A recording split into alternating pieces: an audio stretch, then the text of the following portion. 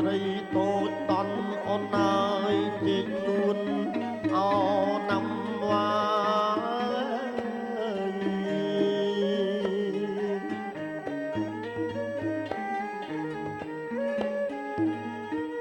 អេ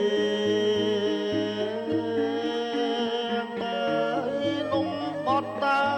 យនំកូនមើអូនអើយអូនណាអនសូមអោពីលើ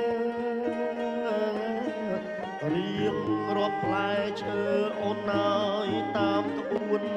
អោបំរា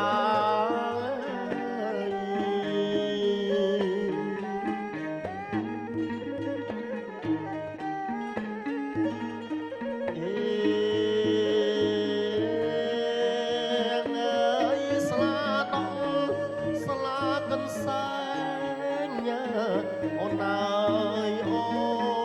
នណាបរិយាយមលូស្លា